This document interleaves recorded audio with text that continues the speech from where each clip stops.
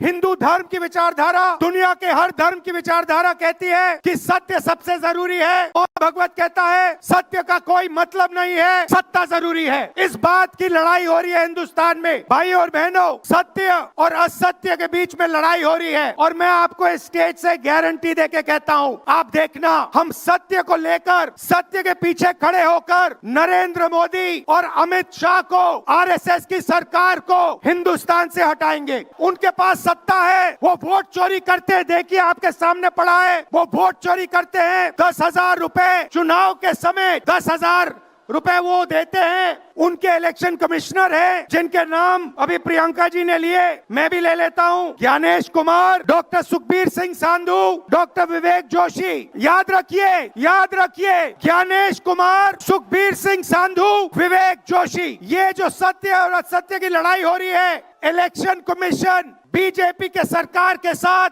मिलकर काम कर रहा है, और इनको जितनी भी इम्यूनिटी देनी है दे दो। नरेंद्र मोदी जी ने इलेक्शन कमिश्नर्स के लिए कानून बदला, नया कानून लाए, कहा कि इलेक्शन कमिश्नर कुछ भी करे, उन पर एक्शन नहीं लिया जा सकता है, उन पर कार्रवाई नहीं ली जा सकती है।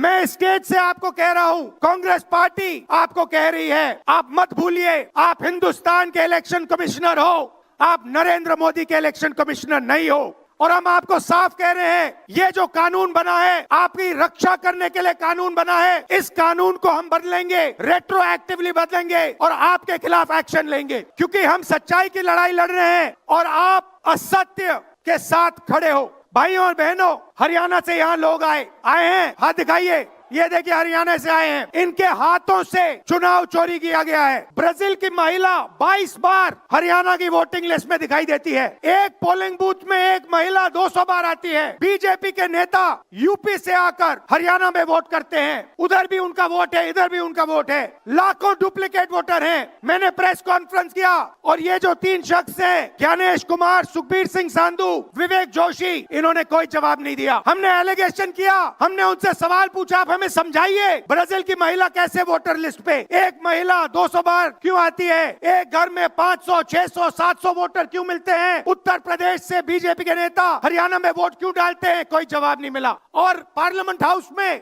कुछ ही दिन पहले कांपते हुए, ऐसे हाथ कांप रहे थे, अमित शाह जी उनकी सफाई देते हैं। आप घबराओ मत, अंत में इस देश में सत्य की जीत होगी, और सत्य से हम नरेंद्र मोदी और अमित शाह और आरएसएस की सरकार को हटाएंगे।